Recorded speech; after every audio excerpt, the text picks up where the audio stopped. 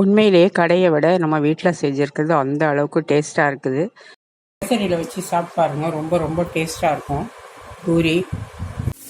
Hi friends, இன்றைக்கி பார்த்தீங்கன்னா வியாழக்கிழமை, டைம் வந்து 11:50 ஆகுது.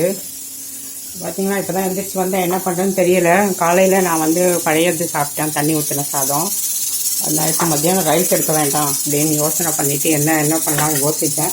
கடைசியில் பார்த்தீங்கன்னா இங்கே இதில் வந்து உருளைக்கிழங்கு வந்து கொஞ்சமாக உப்பு சேர்த்து எல்லாத்தையும் வாஷ் பண்ணி கழுவி கட் பண்ணி வேக வச்சுருக்கோம். 2 விசில் வந்தோடனே இதை ஆஃப் பண்ணிக்க போகிறோம்.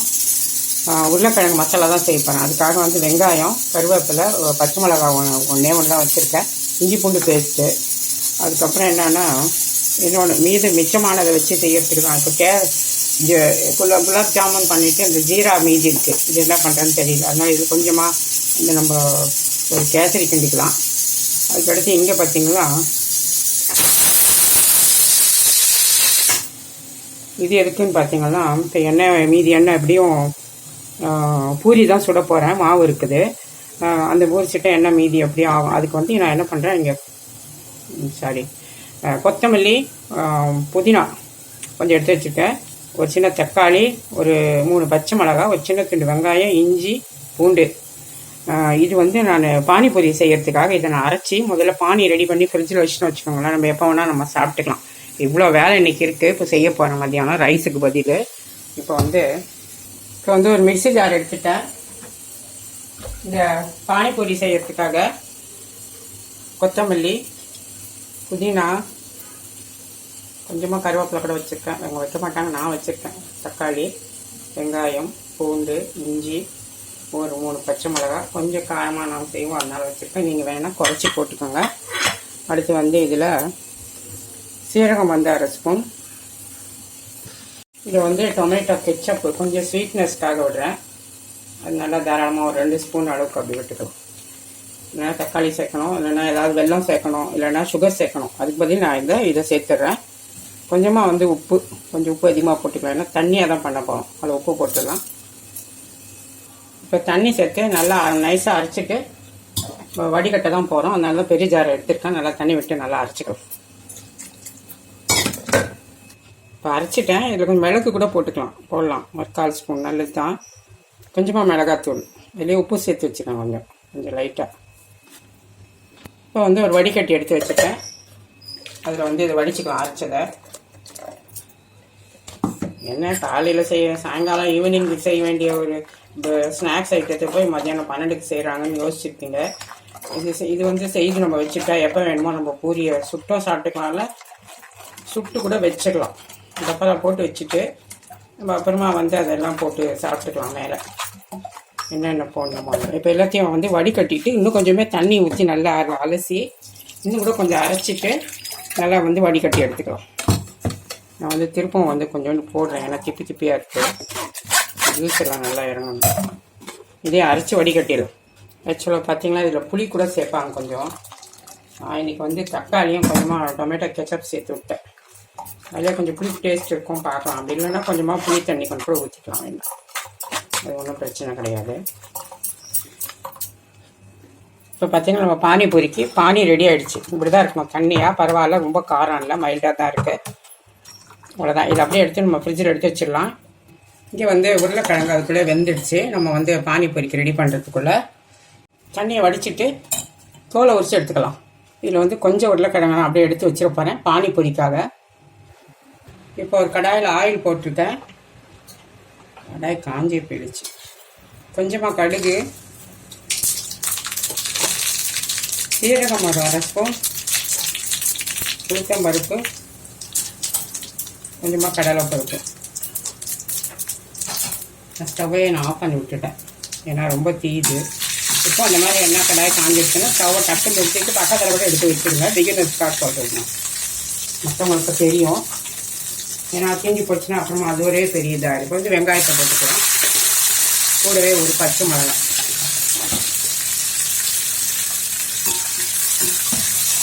இது வந்து உருளைக்கிழங்கு மசாலாவுக்கு அதெல்லாம் உருளைக்கிழங்குமே போட்டுக்கலாம். நான் வந்து இந்த பானிபூரிக்கு ரெடி பண்ணி வச்சுட்டேன். ஈவினிங் வந்து கண்டிப்பாக மத்தியானம் இந்த மாதிரி பூரி மாதிரி சாப்பிட்டா கண்டிப்பாக பசிக்கும். ஸ்நாக்ஸுக்கு பதில் சாப்பிட்லாம் அப்படின்னு சொல்லிட்டு நான் பண்ணுறேன். இன்னும் பூரியும் சுடணும், அந்த மசாலா பொரியும் பொரிக்கணும். இப்போ இதில் இஞ்சி பூண்டு பேஸ்ட்டு ஒரு ஸ்பூனுக்கு போட்டுக்கலாம். வித்தியாசமாக என்ன தெரியல, பார்ப்போம்.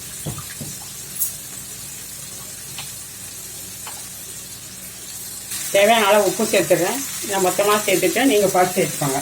நான் அதுக்கப்புறம் போட மாட்டேன்.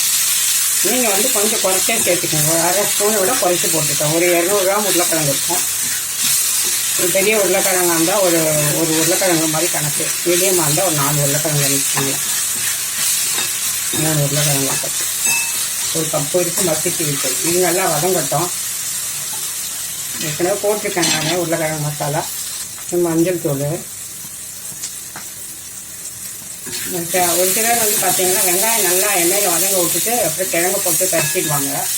பட் நான் அப்படி செய்ய மாட்டேன். ஏன்னா அதுக்கு எண்ணெய் நிறையா வேணுமா இருக்கும்ன்ட்டு நாங்கள் இப்படி தான் செய்வேன். நான் எண்ணெய் கொஞ்சமாக நினைக்கிறவங்க இந்த மாதிரி ட்ரை பண்ணுவேன். கொஞ்சம் தண்ணி விட்டு தண்ணியில் வந்து வெங்காயத்தை வேக விட்டுக்கணும். கொஞ்சம் மூடி போட்டு வச்சோம்னா ஒரு 3 நிமிஷத்தில் வெங்காயம் வெந்துடும். அப்புறம் நம்ம உருளைக்கிழங்கு சேர்த்துடலாம். இப்போ ஓப்பன் பண்ணியாச்சு. இப்போ மசிச்சு வச்ச உருளைக்கிழங்கெல்லாம் சேர்த்துடலாம். நீங்கள் வந்து நல்லா மசிச்சு சேர்த்துக்கோங்க.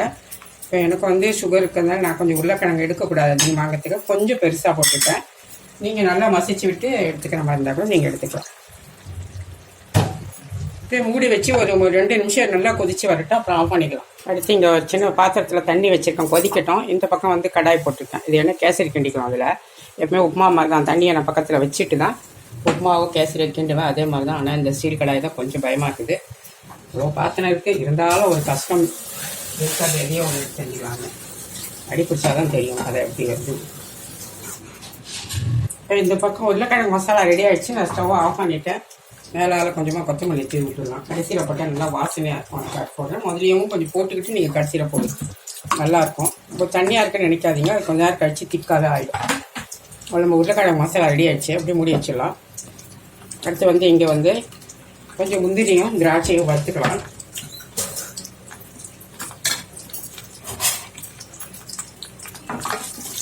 முந்திரி ஆசை வறுத்துக்கிட்டு அப்படியே கொஞ்சமாக பயமாக இருக்குது இந்த கடாய் தான் இருக்குது.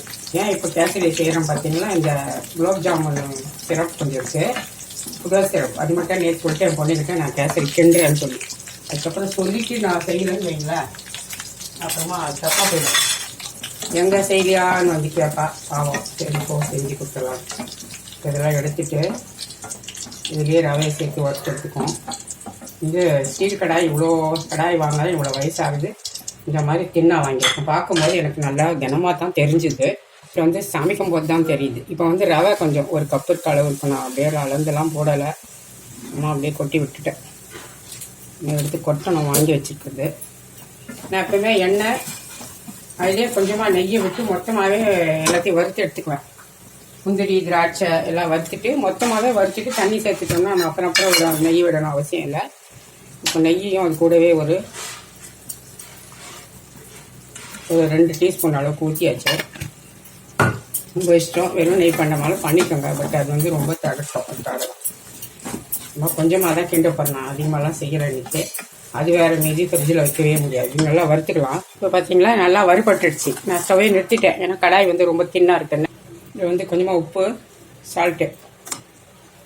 இதில் வந்து ஆரஞ்சு ஃபுட் கலர் கொஞ்சமாக சேர்த்துக்கோங்க. ரொம்ப இல்லை, லைட்டாக தான் போடுறேன், அதிகமாக போடல. சும்மா நீங்கள் வேணால் போட்டுக்கோங்க, வேணான்னா ஸ்கிப் பண்ணிக்கோங்க. அதுக்கடுத்து இங்கே வந்து பைனாப்பிள் எசன்ஸ், அதில் ஒரு ட்ராப் விட்டுக்கலாம். எல்லாத்தையும் மொத்தமாக போட்டு விட்டுறேன் நான். ஒரு 2 ட்ராப்பு.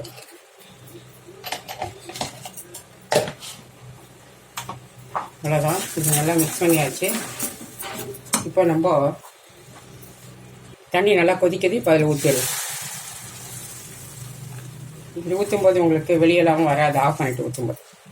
நல்லா இலகலாக வேணும்னா கொஞ்சம் தண்ணி ஜாஸ்தி சேர்த்துக்காங்க. நான் எப்போ உப்புமா கிண்டுற மாதிரி அதே மெத்தட் தான்.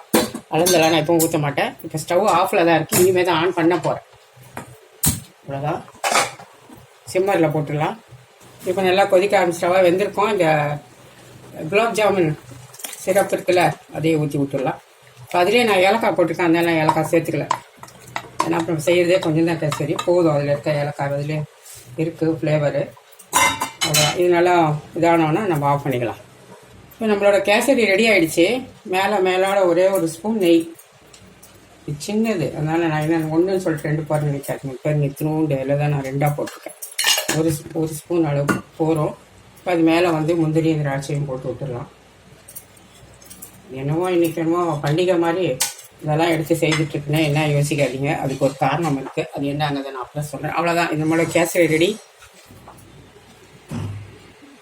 அடுத்து பார்த்தீங்கன்னா இன்றைக்கி ஃபுல்லாகவே எண்ணெயிலே குளிக்கலாம் அப்படின்னு முடிவு பண்ணியாச்சு. அதனால் பார்த்தீங்கன்னா பானிபூரி தண்ணியை ரெடி பண்ணி வச்சுட்டு பானின்னு சொல்லணும், பானி தண்ணின்னு சொல்லக்கூடாது, ஒன்று தண்ணி சொல்லணும் இல்லை பானி சொல்லணும். பானிபூரிக்கு பானி ரெடி பண்ணி வச்சுட்டு அப்புறம் பூரி சுடாமல் இருந்தால் எப்படி, பொட்டேட்டோவும் ரெடி பண்ணியாச்சு. அப்போ அதுக்குன்னு தனியாக செய்யலாம். இப்போ வந்து பூரியை பொரிச்சிக்கலாம். இப்போ பார்த்தீங்கன்னா மத்தியானம் பெரிய பூரி, ஈவினிங் வந்து சின்ன பூரி. அது மாதிரி இன்றைக்கி பூரி நாள் அப்படின்னு சொல்லலாம். இன்றைக்கி அந்த மாதிரி என்னன்னு தெரியல, இன்றைக்கி லூஸு மாதிரி இது மாதிரி வேலை பண்ணிகிட்ருக்கேன். அதுக்கு காரணம் என்ன அப்படிங்கிறதையும் நான் சொல்கிறேன். இன்றைக்கி வந்து டின்னர் பாக்ஸுக்கு என் பையன் வேணான்ட்டு அங்கே வெளியே போயிருக்கான். அதனால் அது ஒரு காரணம். இப்போ வந்து இந்த பூரி ரெடிமேடாக கிடைக்கிது கடையில், நீங்களே பார்த்துருப்பீங்க. பானிபூரி நம்ம கடையில் போயிட்டு ஒரு பிளேட் 20 ரூபா அந்த மாதிரி விற்பாங்க. ஒரு 6-7 பூரிக்கு மேலே கொடுக்க மாட்டாங்க. இந்த மாதிரி விற்கிது. இது நீங்கள் வாங்கி யூஸ் பண்ணிங்கன்னா வீட்டில் 4 பேர் இருந்தால் 4 பேரும் அழகாக சாப்பிட்லாம். கடையில் போய் கொடுக்குற மாதிரி இருந்தால் நம்ம ஒரு பிளேட்டுக்கே 20 ரூபான்னா கூட 4 பேருக்கு 100 ரூபா கண்டிப்பாக. 2 பிளேட் கூட வாங்கி சாப்பிட்டா 100 ரூபாய்க்கு மேலே ஆகும். அதனால இந்த மாதிரி நீங்கள் ட்ரை பண்ணி பாருங்கள், நல்லாவே இருக்கும். நம்மளே ஹெல்த்தியாக வீட்டில் நல்ல சுத்தமான எண்ணெயில் பொரிக்கலாம், சாப்பிட்லாம்.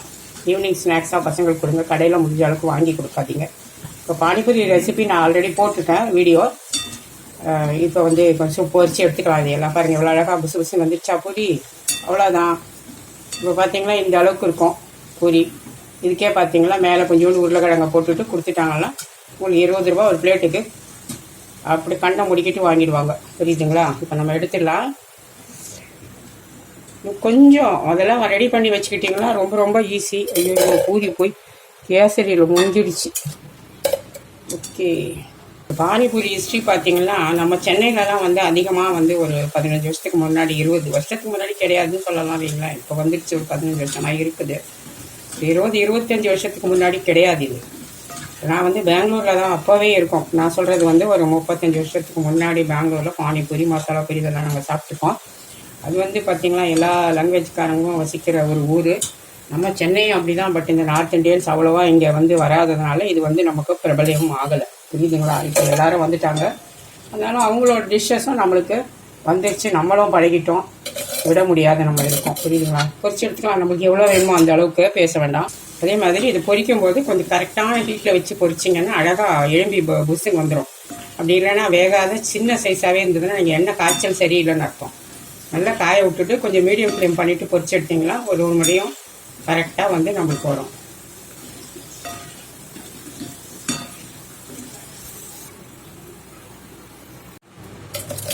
அவ்வளோதான், பொரிச்சு எடுத்துட்டேன். இதில் இன்னொரு டிப்ஸும் சொல்கிறேன் பாருங்கள். பானிபூரி எடுத்து பாக்ஸில் போட்டுட்டு அந்த லேபிள் எக்ஸ்பைரி டேட்டை வந்து நான் அப்படியே கட் பண்ணி உள்ளே போட்டுட்டேன். ஏன்னா இது இருந்தால் நமக்கு தெரியும் எவ்வளோ நாளைக்கு வருது அப்படிங்கிறது. அதுக்குள்ளே நம்ம யூஸ் பண்ணிக்கலாம். இந்த டிப்ஸ் வந்து உங்களுக்கு யூஸ்ஃபுல்லாக இருக்கும், யூஸ் பண்ணிக்கோங்க. பானிபூரி எல்லாம் பொரிச்சு வச்சுட்டேன், காஞ்சிட்டு தான் இருக்குது. இதான் இந்த எண்ணெயில் குளிக்க போகிறேன்னு சொன்னேன் இல்லைங்களா?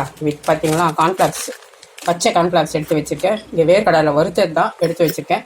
அடுத்து இங்கே கருவேப்பிலை வச்சுருக்கேன். இப்போ தெரிஞ்சிருக்கோம் நான் என்ன செய்ய போகிறேன்னு. ஒரு முறை எண்ணெயை காய வச்சுட்டா டக்குன்னு எல்லாத்தையும் போட்டு எடுத்துடணும். சும்மா எண்ணெயை போட்டு வைக்கக்கூடாது. இப்போ நல்லா காஞ்சிட்ருக்கு. இப்போ வந்து இதுவும் வாங்கி வச்சு 4 மாதம் ஆகுது. எவ்வளோ நாளைக்கு தான் அது இருக்கும். அதனால் நம்ம வந்து இந்த கார்ன்ஃப்ளாக்ஸை இப்போ பொரிச்சு நம்ம என்ன பண்ண போகிறோம், மிக்சர் தான் செய்ய போகிறோம். இது என்ன கடாய்க்குள்ளேயே போடலான்னு பார்த்தா அதில் பத்தலை. சரி, இதிலே அள்ளிடுவோம். அவ்வளோதான். இது கூட பார்த்தீங்கன்னா முழுண்டு மிக்சரு ஒரு பேக்கெட் பார்த்தீங்கன்னா 20 ரூபா. இது மாதிரி இன்னும் ஒரு பங்கு இருக்கும் பொரிச்சது. ஆனால் நம்ம கடையில் வாங்கினா இது மொத்தமே இதுவும் அப்படி தான். நல்லா எண்ணெயை காய விட்டுட்டு ஒரு கையாக போட்டு எடுத்துக்கோங்க. எண்ணெய் எவ்வளோ இருக்கோ அந்த தகுந்த அளவு போட்டுக்கோங்க. ரொம்ப அதிகமாக போட்டுட்டாலும் எண்ணெயை மீறி போட்டால் வேகாத கல் மாதிரி இருக்கும். திரட்டி விட்டிங்கன்னா ஒரு வத்தல் பொரிக்கிற நேரத்தில் நம்ம ஒரு மிக்சர் செய்திடலாம். சொன்னால் நம்ப மாட்டாங்க, தெரியாதவங்க நம்ப மாட்டாங்க. தெரிஞ்சவங்களுக்கு எனக்கு கண்டிப்பாக தெரியும். இந்த மிக்சர்லாம் ரொம்ப ரொம்ப சுலபம். நம்ம கடையில் போய் வாங்கி ஒரு 100 ரூபாய் அந்த மாதிரி கொடுத்து வாங்குவோம். இப்படி 80 ரூபாலாம் இல்லாமல் அவங்களுக்கு கிடைக்காது. ஒரு 1/4 கிலோ பேக்கெட்டெல்லாம் அவங்களுக்கு. இது அழகாக நம்மளுக்கு 1/4 கிலோ பச்சை வாங்கிட்டு வந்தீங்கன்னா அதுவே 40 ரூபா தான் நம்மளுக்கு வரும், புரியுதுங்களா? அப்போ உங்களுக்கு பொரிச்சு எடுத்தால் உங்களுக்கு 1/2 கிலோ வரும். அது நம்ம அப்போ எது லாபம் நீங்களே யோசனை பண்ணிக்கணும்.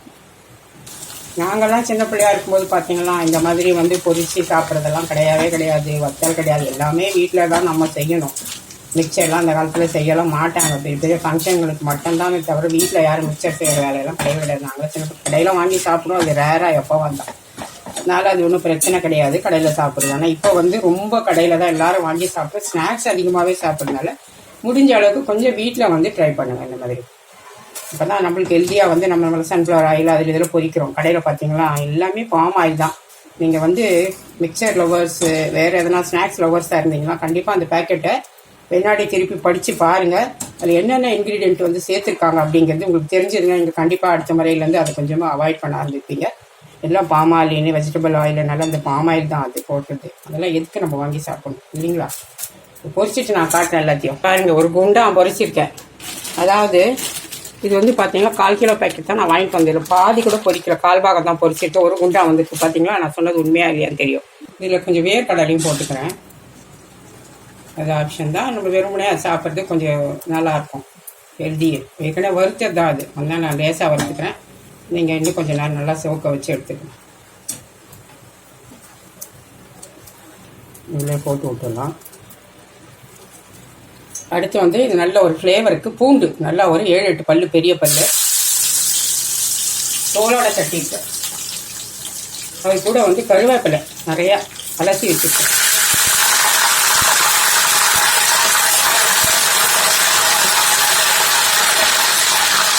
இப்போ இதை அப்படியே இதில் கொட்டி விட்டுடலாம். பாருங்கள் எப்படி இருக்குது, நகன்னு சொல்லிட்டு. அடுத்து இன்னும் பொரிக்கிற வேலை இருக்குது, அது அப்புறமா தான் பொரிக்கணும். இதை நான் ரெடி பண்ணி வச்சுட்டு தான் பொரிக்க போகிறேன். இப்போ நம்மளோட கார்ன்ஃப்ளவர் மிக்சர் பாருங்கள் வீட்டிலே ரெடி ஆகிடுச்சு. இப்போ வந்து மசாலா பவுடர் சேர்த்துக்கலாம். இப்போ பாத்திரம் வந்து ஃபுல்லாகிடுச்சு, சுடுது. இப்போ மசாலா போட முடியாது, அதனால் பெரிய பாத்திரத்தில் கொட்டிட்டு இந்த காப்பர் பாட்டம் கொதிக்குது. அவ்வளோதான். இதை நல்லா அப்படி மிக்ஸ் பண்ணி கொடுத்துட்டு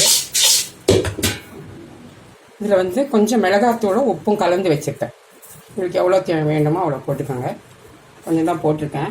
இதில் வந்து தஹி சாட் மசாலா, இதில் வந்து ஓமமெல்லாம் சேர்த்துருக்கோம், நல்லது. அதனால போட இருந்தால் போட்டுக்கோங்க, இல்லைன்னா சாட் மசாலா இருந்தால் கூட கொஞ்சம் போட்டுக்கோங்க.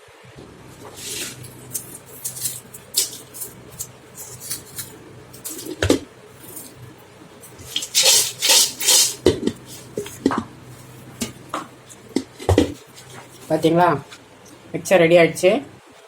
நல்லா ஒரு அப்பளம் பொரிக்கிற நேரத்தில் ஒரு கார்ன்ஃப்ளாக்ஸ் மிக்சர் இப்போ கொஞ்சம் ஆற விட்டுட்டு டப்பாவில் சேர்த்து மூடிடலாம். சாப்பிட்டு காட்டுறேன் பாருங்கள்.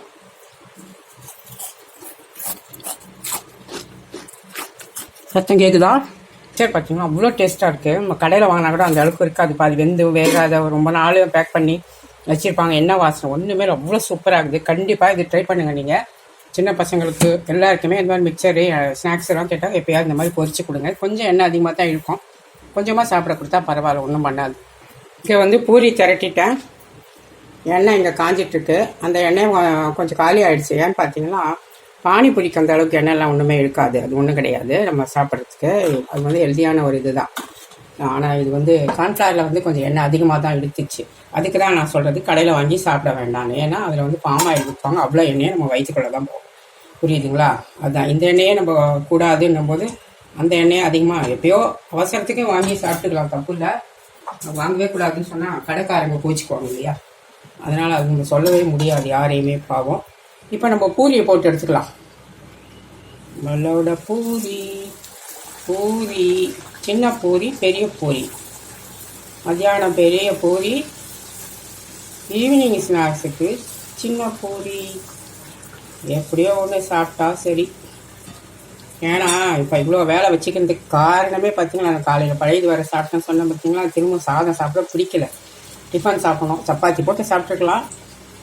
சரி, இதுதான் எண்ணெயெல்லாம் பொரிக்கணுமே, அதிலே கூட பூரியை போட்டுடலாம். ஆக்சுவலி இது வந்து மாவு வந்து நேற்று சப்பாத்திக்கு பிசைஞ்சிட்டு மீதி எடுத்து வச்சிருந்த மாவு தான். நான் வந்து வேறு புதுசாலாம் திரட்டில். பூரி பாருங்கள் எப்படி இருக்குது, ஃப்ரெஷ்ஷாக இப்போ பிசைஞ்சு சுட்டாப்புலேயே இருக்கும். நான் மாவையும் காட்டுறேன் பாருங்கள், டப்பாவில் வச்சுருக்கேன் பாருங்கள். காட்ட மறந்துட்டேன் நான். பூரி பார்த்தீங்களா எப்படி இருக்குது? அதுதான் நான் வந்து 2 நாளைக்கு அந்த மாதிரி பிசைஞ்சு வச்சுடுவேன். ஏன்னா டெய்லி பாருங்கள் இந்த கவர்க்குள்ளே தான் போட்டு வச்சுருக்கேன் மாவு, தெரியுதா பாருங்கள். இன்னும் கூட ஒரு உருண்டை வச்சு வச்சுக்கிறேன். ஏன்னா அளந்து சாப்பிட்றவங்க நாங்கள், ஒன்று எக்ஸ்ட்ரா இருந்தாலும் சாப்பிட மாட்டேன் நானுமே, சுகர் இருக்கிறதுனால. வேறு யாரும் அவங்களும் அப்படி தான் வேணாம்னா வேணாம் அவ்வளோதான். அதனால் நான் ஒன்று நிறுத்தி வச்சுருக்கேன். இருக்கட்டும் அது. பார்த்தீங்களா பூரி எப்படி எழும்பி வருது. இப்போ தான் அந்த பிசைஞ்சு ஃப்ரெஷ் மாவு கிடையவே கிடையாது. நேற்று 12 மணிக்கு பிசைஞ்ச மாவு எப்படி வருது பாருங்கள். புசு புசு பூரி, நம்மளோட பூரி. நான் சொன்ன மாதிரி நான் வந்து கையிலே மாவு பிசைகிறதே கிடையாது. நான் பிசைகிறதே வெறுமனே கரண்டி வச்சு தான் எப்போவுமே. ஒரு நாளும் கையை வச்சே நான் கிட்டத்தட்ட 8 வருஷம் ஆகுது மாவில் கையை வச்சு. கடைசியில் உருட்டும் போது மட்டும்தான் வைப்பேன். கிளறும் போது வெறும் கரண்டி தான். பிசைஞ்ச உடனே எடுத்து ஃப்ரிட்ஜில் வச்சிடணும். நம்மளுக்கு தேவையான அளவு எடுத்து வச்சுக்கிட்டு மீதியை எடுத்து ஃப்ரிட்ஜில் வச்சிட்டோம்னா அது புளிக்கவும் புளிக்காது. அப்போவே நம்ம பிசைஞ்ச மாதிரி அந்த ஃப்ரெஷ்னஸ் அப்படி வந்து அப்படியே அது மெயின்டைன் ஆகும். அதுக்காக தான் சொல்கிறது. ஊரெல்லாம் வைக்க மாட்டேன் நான். அப்படியே எடுத்துக்குள்ளே வச்சுடுவேன். அது ஃப்ரிட்ஜில் ஊறிக்கும். இதெல்லாம் சின்ன சின்ன ட்ரிக்ஸு. நம்ம செய்யும்போது அதை நம்ம வந்து வந்ததுன்னா நம்ம அதை அப்படியே ஃபாலோ பண்ணிக்க வேண்டியது தான். நாங்கள் வந்து எங்கள் வீட்டில் கொஞ்சம் இப்படி செவந்து எடுத்தால் தான் சாப்பிடுவாங்க. அந்த எடுக்கிறேன். நீங்கள் வேணுன்னா நீங்கள் கொஞ்சம் வெள்ளையாகவே எடுத்துக்கோங்க. இப்போ நம்மளோட பூரி ரெடி ஆகிடுச்சா? அவ்வளோதான். இப்போ டைம் என்ன பார்க்கலாமா? நம்ம வெறும் காட்டுறேன். கரெக்டாக மணி 1:20. நம்ம வந்தது 12 5 நிமிஷம் இருக்கும்போது வந்தோம். 1 மணி 1:30 ஆக போகுது. நான் இடையில குளிக்க போயிருந்தேன் ஒரு 15 நிமிஷம். இப்போ பார்த்தீங்களா 1.25 மணி நேரம் தான் ஆச்சு. நம்ம என்னென்ன செஞ்சுருக்கோம் அப்படி பார்த்தீங்கன்னா 1.25 மணி நேரம் தான் கணக்கு. என்னென்ன பண்ணியிருக்கோன்னு பார்த்தலாம். இங்கே பாருங்கள், பூரி, அடுத்து பொட்டேட்டோ மசாலா, அடுத்து ரவா கேசரி, அடுத்து இங்கே இதெல்லாம் என்னவோ இன்றைக்கி இந்த மாதிரி வேலையை எடுத்துக்கிட்டேன். அடுத்து இங்கே கார்ன்ஃப்ளவர் மிக்சர், இங்கே பானிபூரிக்கு ரெடி பண்ணியாச்சு, பானி ரெடி பண்ணியாச்சு, உருளைக்கிழங்கு ரெடி பண்ணியாச்சு, எல்லாமே ரெடி பண்ணியாச்சு. பார்த்தீங்களா எவ்வளோ சீக்கிரம் முடிச்சு. இனிமேல் சாப்பிட வேண்டியது தான். இதில் இன்னொரு டிப்ஸும் சொல்லிடுறேன். இந்த மிக்சர் போடும்போது இந்த மாதிரி ஏதாவது பிளாஸ்டிக் கவர் போட்டு நீங்கள் ஆற விட்டுட்டு அதுக்கப்புறமா முடி போட்டு வச்சுட்டு டப்பாவில் போட்டிங்கன்னா உங்களுக்கு அந்த அளவுக்கு நமத்து போகாமல் இருக்கும். நீங்கள் வெறுமனே டப்பா டைட்டாக தான் இருக்குது அப்படின்னு நினச்சின்னு போட்டு வைப்போம். ஆனால் கடைசியில் பார்த்தீங்கன்னா அது நமத்து தான் போகுது. எனக்கு தெரிஞ்சு அப்படி தான் ஆகுது அது. அதனால் இந்த மாதிரி வைக்கலாம். நான் வைக்கிறேன். இந்த மாதிரி கவரை கொஞ்சம் சின்ன கவராக இருக்குது, கொஞ்சம் பெருசாக இருந்தது நல்லா முடித்து போட்டுட்டு அதுக்கப்புறம் நல்லா டைட்டாக மூடி வச்சுட்டிங்கன்னா நல்லாயிருக்கும்.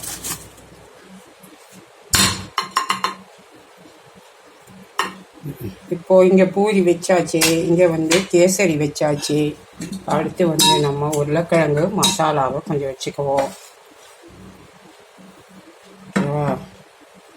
அவ்வளோதான். இப்போது பூரி மசாலாவும் கேசரியும். இப்போ பார்த்தீங்களா லஞ்சுக்கு இன்றைக்கி பூரி கேசரி பொட்டேட்டோ மசாலா தான். இப்போ சாப்பிடலாம். கேசரியில் வச்சு சாப்பிட்டு பாருங்க, ரொம்ப ரொம்ப டேஸ்ட்டாக இருக்கும் பூரி. இப்போ பானிபூரி எல்லாம் எடுத்து வச்சு நடுவில் ஓட்டை போட்டு நம்ம உருளைக்கிழங்கு எடுத்து வச்சுருந்தோம் பார்த்தீங்களா மசாலா, அதில் கொஞ்சம் மிளகாய்த்தூள், உப்பு, கொஞ்சமாக கொத்தமல்லி போட்டு மிக்ஸ் பண்ணி வச்சுருந்தேன். அதில் கொஞ்சம் வச்சுட்டு கார்ன்ஃப்ளாக்ஸ் மிக்சர் கொஞ்சம் போட்டு பானியை ஊற்றியாச்சு. அதில் கொஞ்சம் ஆனியனும் கட் பண்ணி போட்டாச்சு. இப்போ எடுத்து சாப்பிட்லாம்.